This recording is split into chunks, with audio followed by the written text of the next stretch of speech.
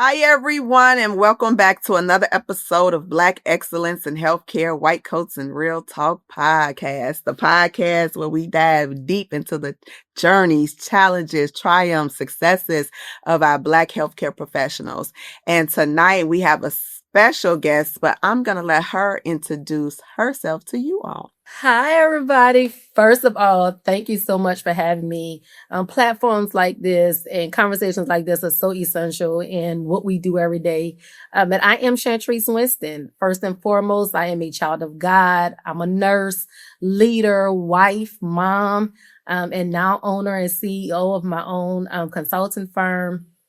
But before any of that, I was just a little Black girl from New Orleans, teen mom, trying to figure out life without becoming a statistic. And nursing is kind of what gave me my path to stability and purpose. So for the last, it'll be 24 years this year. I still can't believe it's been that long. And everybody keeps saying, when are you retiring? I'm like, you never retire from healthcare. You just kind of pivot into something else. But it's been 24 years this year. I've been from the bedside to the boardroom. The beginning of my career, I spent 15, 16 years in critical care trauma. And then the latter half, I've been in education and then eventually moved into executive roles. So I've supported thousands of nurses, led system initiatives, and now I'm finally at that point in my career where I've kind of pivoted into something else after realizing that healthcare don't need any more clinicians, and we don't just need them to be skilled in what we do, but they also need to come. I feel like it should almost be a part of our healthcare curriculums. Is how do we build that structure? How do we have life-work balance? How do we avoid burnout? We teach everybody how to take blood pressures and how to give meds and how to take care of the patients. But somewhere along the way, we forgot how to teach healthcare workers to take care of themselves. So that's what a lot of what I do now focuses on. So again, Thank you for having me. Thank you for being on here. And I would just want to say that I am very proud of you and all of your accomplishments in, being that leader in healthcare. I love it. I love it. I love it. So you say you pivot into entrepreneurship now. Yes. Tell us a little bit more about that. You slipped that right on in. Well, since we're going to go there. So yes, I am the founder and CEO of ENOM Healthcare Consultant. Everybody keeps saying where the name came from. I have no idea. It is my middle name spelt backwards. And so I just went with it. So it does make it very personal to me because it is me. But from a strategic standpoint, it stands for empowering, nurturing, and optimizing mindsets. And I feel that is a large part of what needs to happen in healthcare profession today. Because we're seeing mass exodus, lots of turnover. Individuals are not coming into healthcare to pass pills and take care of patients anymore. And so my real focus is on empowering, nurturing, and kind of optimizing mindsets to come back to that. I will say, being an entrepreneur has challenged me in ways that nothing else has done. The NCLEX didn't stress me out like this. None of the certifications I've got have stressed me out. Being in executive leadership roles didn't stress me out the way entrepreneurship. And I truly believe it's challenging because when you're in the hospital, you have policies and procedures and you have a CEO and a manager and a director, and you kind of have that infrastructure and you know where to go. You have that chain of command to follow. You have HR when things happen. But when you're an entrepreneur and it's solely you are the infrastructure. Like there is no HR, there is no policies. You are the terms and conditions. And so it has been challenging, but it's been rewarding. I would not trade doing anything else. It's given me the opportunity to meet so many individuals as yourself, so many opportunities that I probably never would have taken if I had stayed in my comfort zone, which is inside of the walls of the hospital. So I tell anybody that's going in entrepreneurship, it is rewarding, but it also requires structure. It also requires making sure that you have a community and people around you. And if nothing else, get a mentor. Find someone that is doing what you want to do and reach out to them. I mean, that's what I did. I reached out to individuals through LinkedIn, through Instagram, and hey, What are some tips to the trade you can give me? How do I go from A to Z? What are some summits I can attend? So being an entrepreneur is not easy, but it is rewarding at the end of the day. And I wouldn't change my mind and do anything else. I second that, girl. That's amazing. And yes, entrepreneurship, it does. It does. It's a beast. It's a whole beast. Yes, it is. It's a beast. It is a beast. I mean, my poor husband and my kids are like, look, we done tired of being the guinea pigs. I don't want to read. I don't want to read another journal. I don't want to edit another post. I am over it. But they know it's what I want to do. And they got me, 10 toes down, but it takes a village. It definitely takes a village. It does. That's good. That's awesome. I love to hear it. So what does Black excellence mean to you? Because you exuding all Black excellence. Right? Well, thank you. That means a lot coming from you. But Black excellence to me is not about overperformance. It's about being intentional with your presence and your impact. And I think for so long in our culture, in our world, excellence has been tied to doing more, proving you can survive, going through the trenches to get where, everybody else is. Like I went to an HBCU and I went to the HBCU with the intention, that, hey, they got my bag. They're going to give me the 6 trips to the trade, and their advice and everything is you got to be 10 times better than your counterpart. I don't care how many degrees you have, certifications you have, you got to be 10 times better than your counterparts. And that is how, unfortunately, we survived. That's how we got through our jobs. That's how we got through the day to day, is trying to prove everything, trying to survive just another shift. I can do this one more day, but forgetting how to take care of ourselves and forgetting that at the end of the day, you can't keep pouring from an empty cup. So for me, Black excellence now means walking into spaces with competence and clarity and being confident in who I am and my skills and my education and my knowledge, and not letting a situation define that for me.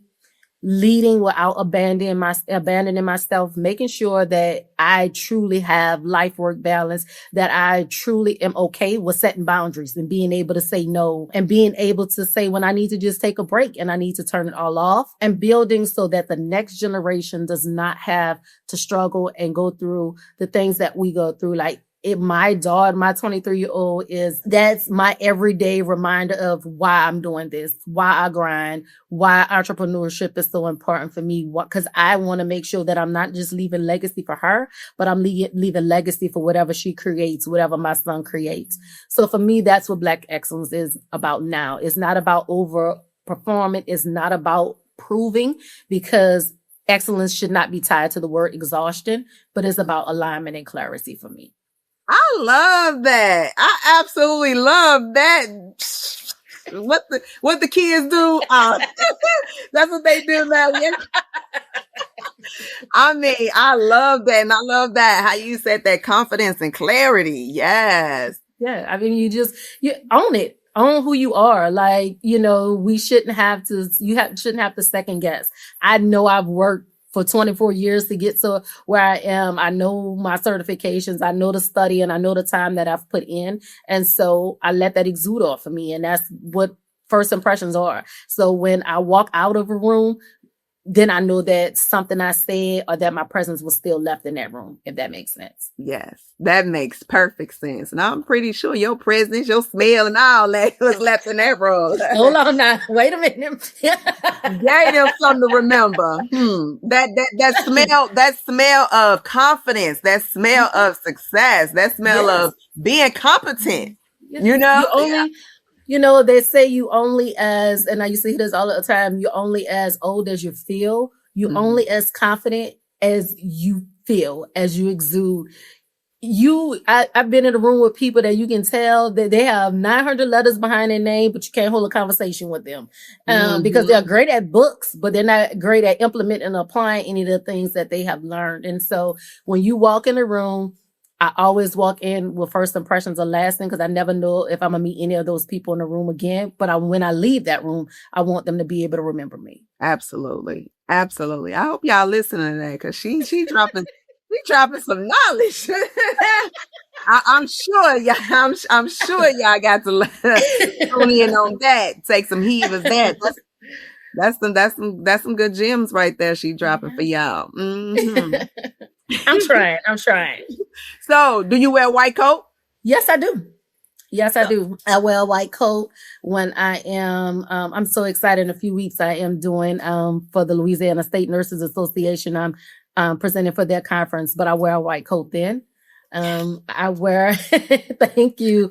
I wear a white coat in any meeting I go. When I was still in the hospital, if I'm going to the boardroom, I'm in my white coat.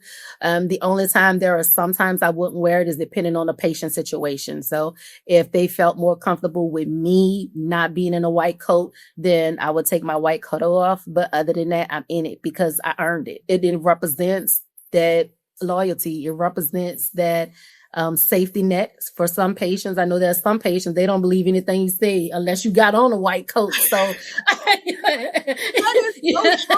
you know, if you're just walking with scrubs, they don't know if you're the housekeeper or what. Right. But it's something about that white coat that make them safe and protective. But then also, I know there's some patients like my mom, a white coat sets her blood pressure through the roof. And so, but that comes back to knowing your patients, talking to them, having the conversations. But yes, I wear my white coat and I wear it proudly.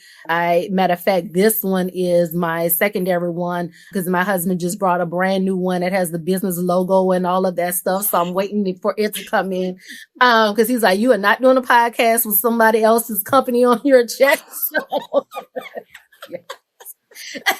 so yeah, he is all about it. So, and all the letters and all of those things. So yes, I do believe in wearing a white coat and I feel like we earned it. It represents who we are and it gives a sense of respect and a seniority that we've earned. So yes, I wear my white coat. That's awesome. I'm glad you do wear your white coat because yes, you earned it. You earned it. Does that white coat symbolize something? You know, that crisp, you know, you got to be earned and just the crease is just right. Yeah. Not the one that's out the dryer. That's the right. Not that white coat. So what does the white coat means to you personally? Like when you put on that white coat, how does that make you feel internally? Like, what do that mean for you personally? Personally, it makes me feel like I arrived to the things that I imagined. That little black girl from New Orleans that was supposed to be a statistic because she was teen mom and come from a low socioeconomic background. But I arrived. And this is a life that I've built and I've worked really hard for. Professionally, it symbolizes trust, again, and expectations. When my patients see me, when the family see me, it's that sense of trust and it's an expectation that comes with it. And culturally, it carries a weight. When you're somewhere, I don't care. I can be in Kroger. You can be the nail shop. If you walk in with a white coat on, it's something about that weight. And there's something about the thing that makes people stop and admire you when you have that white coat on. So for me, it represents all of that. It represents my past, it represents my present, and it represents the responsibility that I have. So it's helped me break barriers. It's put me in a space that I've never expected, never could have dreamed I'd be able to be in. And it also gives me a sense of purpose and representation for my culture. It gives a sense of representation for that other little black girl that today don't see what their possibilities are. I represent that for them. Representation matters. And so, yes, I wear my white coat because it means everything to me. I love it. I love it. I love it. It means everything to me too, girl. Listen, I don't know what was more, the white coat, when when you first pass boards and you write RN on everything, like everything got RN on it. Yeah, it's something about it just makes me feel it's like my armor. Like I've put my armor on and I'm, invincible with the white coat on. Absolutely. I love it. I love it. So what is some advice that you would give the future generation who wants to go into healthcare or who wants to go into nursing or who may want to kind of, follow the path that you're on and you've been on? What kind of advice would you give the future generation? What my advice would be, don't just build a career, build a structure, build a lifestyle. And when you just focus on building a career, first of all, being a healthcare professional is already stressful. So when you just focus on the work and a career, you get burned out. That's where burnout comes from. And that's when you decide to leave and to do other things. So build that structure, build it into your lifestyle, create life work balances so that when you're making decisions, you don't feel overwhelmed, so that you're able to set boundaries without feeling guilty. You can say, okay, I did my 3 shifts this week and I'm not working overtime, and it's okay. Like, I've earned the ability to enjoy my off days. Separate life and work is not the easiest thing to do, but you have to find what that looks like for you, whether that's working out, whether that's girls' night, whether that's taking a trip every couple of months, whatever that is, that needs to be something that is totally separate from your work life and that's just personal to you. Get a community and certainly have a mentor. It is essential to your growth in this profession from needing if you need somebody to be a reference, to you just need somebody that's walking in your shoes that understands. Yes, you can have a supportive family. I have supportive husbands, supportive kids, but they don't understand the healthcare world. And so there are sometimes that there are conversations that I need to have. Somebody's died, all of those things that I need my mentor to be able to get on the phone because I know she's walked my shoes. So that's what I would say. Build a structure and a lifestyle, get a mentor, and set boundaries. Those things are going to be essential to your longevity in this career. That's some great advice. That's some great advice. I love it. I love it. That is some great advice.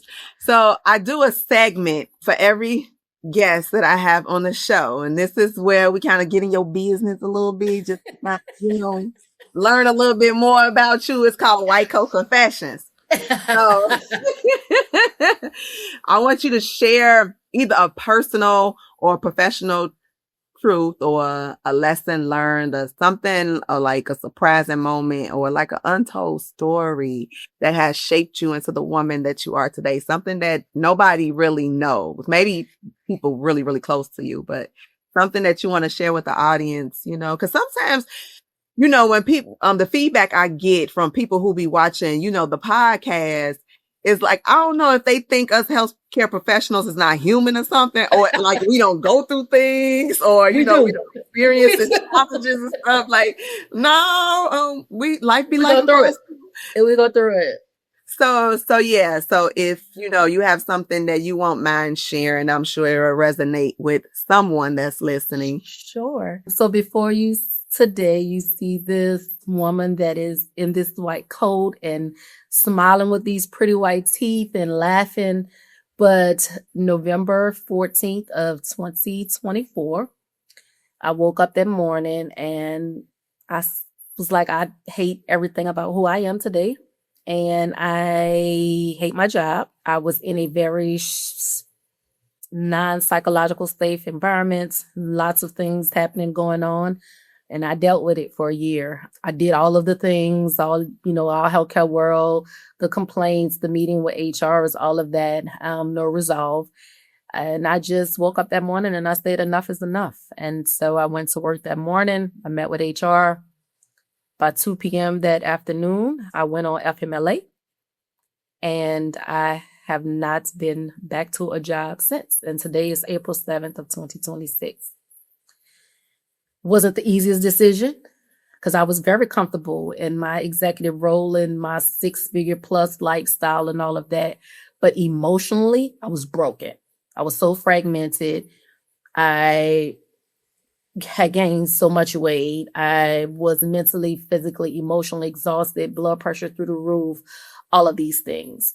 And so I said enough was enough. So I went on FMLA. I did something that we don't do a lot of in our culture because, you're supposed to just take it on the chin and keep going. But I went and got help. So I got a psychologist. I got a psychiatrist. And today I can sit here and I can smile and I can be happy and be whole again. So what I would say is, and being very transparent, it's okay to not be okay. It's okay to say you need help. It's okay to admit that you burned out. It's okay to admit that this is not a good time. Get help And there is ways to move forward and to move past that. You may need to be on some meds. And as a woman in my mid 40s, hormones already crazy. You don't know if you're in premenopause, perimenopause. So you got all those hormones and depression and all of those things happening at one time. You're not sleeping, you're overeating, you're gaining weight, all of these things. So it's okay to say, I need help. It's okay to have somebody to talk to. And so I still see my psychologist. We initially was seeing each other once a week. But now I'm pushed out to every 2 months. I feel a little thrown away. I was like, I'm getting better and you're getting rid of me. Like, what's the problem? He's like, that's the point, ma'am. And then the same for my psychiatrist. I swear by Lexapro. I take my meds every day. It makes me in a better mood. It helps me to be a better person. To be a better wife, to be a better mother. You know, I feel like I missed out on so much of my kids growing up because I worked nights for 16 years. So I worked nights the entire time they were in school. And so, yes, it allowed me to be off during the day to show up for parent-teacher conference and awards things. But emotionally and physically, I was exhausted. So, yeah, I was present in body, but I was a zombie, you know, in mind and emotion. I just stress to young people. I stress the people going into healthcare, find that balance, find what keeps you grounded. Yes, I am a child of God. I don't know. It doesn't matter what your religion is, whatever you believe in, find something that keeps you grounded and find ways to come back to you. Because being emotionally unhealthy is not a safe place to be. And we see it all the time. You know, we see these people that are millionaires that we admire, that we see on TV, and then we hear on TV that they've taken their lives, because you never know what somebody is dealing with behind a laughter, behind a smile. So that would be all in my business. And I'm okay with that, because if it just helps one person to know that they're not alone, then I'm okay with that. And on this journey, I found talking to people and being open and honest, I'm not the only one. It's just that, especially in our and African-American culture, you know, psychology and psychiatry is taboo, and it's just things that you just don't do. But they help me, and, you know, my psychologists look just like me.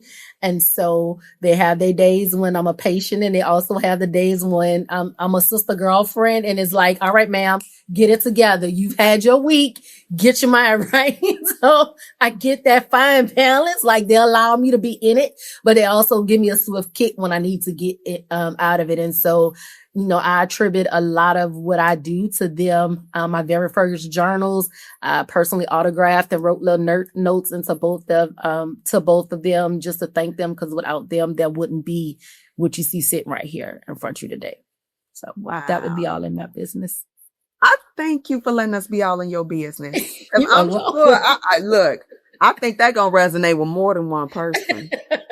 I mean, because that's the truth. That's the truth. And in our culture, you know, we kind of, take it to God, or, you know, you just leave it here in this household and kind of just deal with it. And people don't understand, like, it's okay to get help. Like, it's okay to get help. You know, you want to help. It also creates generational evolution of that, because grandmama didn't do it, mama didn't do it, daughter didn't do it, now daughter got a daughter that ain't doing it. And so, you know, and nobody ever gets healed.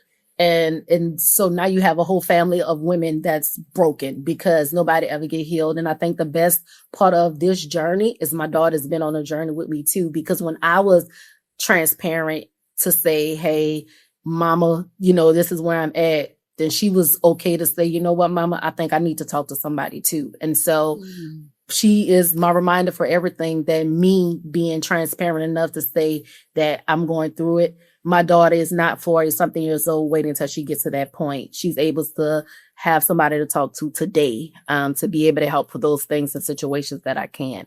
And that's important. We have to figure out how to do more of that. You are absolutely right. And I love that too. I love that, how, you know, you made it a safe space for her to even open up, you know, by you opening up. And we need more of that. We need more of that. Is you going to do like a seminar, class on that or something? Yes, I am.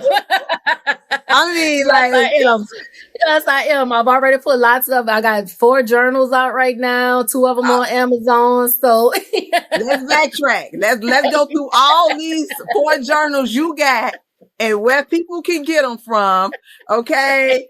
Let's double back a little bit. Let's double back. Okay, Yes. let's double back. I can do that. So, I have 4 journals total.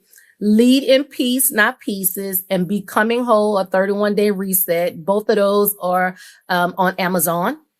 And then I have 2 additional ones, Choosing Peace, 5-step guide, and the brand new one that I just released 2 months ago, the Burnout to Restructure Reset. Those are both digital downloads, and those are on my website at ENOMHC.com.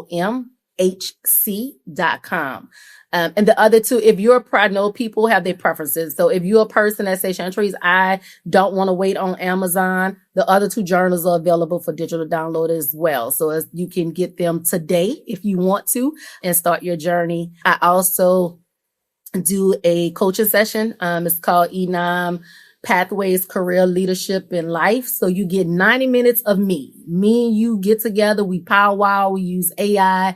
We figure out where your assessment is now, what you want in the future, and I help you navigate you on a rule. So I give you individualized tools and resources specific to you, specific to your needs from an assessment. And then for 90 minutes, you get to powwow with me and we get to figure it out, and I get to put you on a track to success. And so one day you can smile and not be burned out and have your clarity and alignment. So ENOMHC.com is all there. Reach out to me, email me, subscribe to the website so you can keep in touch. I send a newsletter from the website every week. I'm also on LinkedIn at Shantrice Winston, and I do a weekly newsletter there as well. But I will tell you my LinkedIn is more geared towards organizations and leadership specific, whereas my personal pages are more towards individual and helping you find peace and clarity from an individual point. I love it. I love it. Y'all better tap in. So you told them about the LinkedIn. So how else can they contact you? You got Facebook or Instagram? What's Facebook, your email? I'm on Instagram. I'm on Threads. I'm on TikTok. I'm on YouTube. ENOM, ENOMHC, or ENOM Healthcare Consultant, and you will find me. That is my son's. I have a 27-year-old son. Yes, I have a 27-year-old. I have a 27-year-old son, and that is his enlightenment. He get to tell all his friends, Google your mama. I bet you can't Google your mama. When I Google mine, all of this stuff pops up. So that's his flex. That's what he tells people. I bet you can't Google your mama. And if you do, it's probably not going to be nothing positive. So that's his. I am laughing so hard because, girl, is my son over there? That sounds like my 20-year-old son. That's my 27-year-old. That's what he tell his friends. You know, you can Google my mama. I bet you can't. Mm-hmm. He's like, go to Amazon and type my mama name in. I bet your mama name not there. That is literally my biggest fan, one of my biggest fans of my jokes. Listen, the boy cuts no corners, but I love him to death because sometimes you need that cheerleader. You need that, the fool, the clown to clown with you. Like my husband is 10 toes down and he gonna be the guinea pig for whatever. But my son is the clown for cheerleading. So yes, that is his flex. Telling people Google his mama. And then his mama has more letters behind her name than the alphabet. The alphabet has 26 and I have 27. So that's his flex. That's his flex. Yes. Don't you love that? I love it. I love it that being, I love that's what he's able to do. I love that, his friends and I seen your mama, in a strip club, man. Your mama, went viral for XYZ. If his mom goes viral, it's going to be for helping other people, for leading organizations, for being intelligent, for helping people, for writing, for podcasts, for speaking. It won't be an embarrassing, moment for him. So yes, I absolutely love that as a parent, for that to be your child's flex. And that's what it's about. And so I want my grandkids to come along and do the same thing if I ever get any, because my kids are selfish and they say I'm not getting any. So they're 27 and 23 and they haven't disappointed yet. So maybe they may change their mind later on down the line. They still got some time. Enjoy them 20s. Yeah, we're not doing that. Nope. I was like, enjoy them 20s. Look. Listen, and I'm not mad at them because then by 24, I had both of them. So I'm not mad at them at all. That's why I be telling Enjoy you your better life. enjoy them 20s, trust me. Enjoy I was it. trying to raise you in my 20s. Listen, that's like I had 2 of y'all and was married to y'all dad. Like 20s was rough for me, okay? So enjoy every bit of them. So yeah. Well, I really, really, really appreciate you. I am so proud of you. Keep doing your thing. I'm going to be your other cheerleader, like rooting you on because it's amazing and it's amazing to see. So thank you so much. Thank you so much. Thank you for having me. Like I said, the devil tried several times to stop this, but it's because it was needed. We needed to have this conversation and things that people needed to know. So thank you. Keep doing an amazing job. Like I say, being in this world has allowed me to meet amazing people. I'm looking forward to when I can give you that tight squeeze, because I know it's coming. We're going to be at one of these conferences or summits or somewhere. It's going to happen. It's going to definitely happen. But keep doing amazing work. Keep giving us platforms and places like this to be ourselves. Even in a white coat, I still get to be myself. So thank you for that. And I'm so honored to have been with you this afternoon. Oh, me too. Thank you. So to my audience, I hope that tonight's episode, you found some inspiration, you gained some knowledge, and some of the things that, she have stated, are very, very important. So I hope you take heed of it, and especially the great advice that she gave for our future generations who want to, go into healthcare too as well. So this episode, you could catch the video version on YouTube. So subscribe to the YouTube channel. You can also catch it on the Alive Podcast Network. The Alive Podcast Network is an amazing platform for all podcasters that are Black. So it is Black owned, which is a beautiful thing too as well. So of course you can catch this episode on all of the major platforms. Also make sure that if you're a nurse practitioner or a nurse practitioner student, make sure that you join my White Coat Powerhouse Nurse Practitioner group. You can find it on Facebook. It's a free community for the nurse practitioners and students. And also, if you're a nurse practitioner and you're looking to level up, catch my book, White Coat Power Moves, How to Build Your Brand as a Nurse Practitioner. It's on Amazon. It's on Google. It's on Apple. Get in the know. Get some of those gems I'm dropping. And also, you can follow me on all social media platforms at Dr. Angel White. Until the next episode, stay blessed. Love y'all.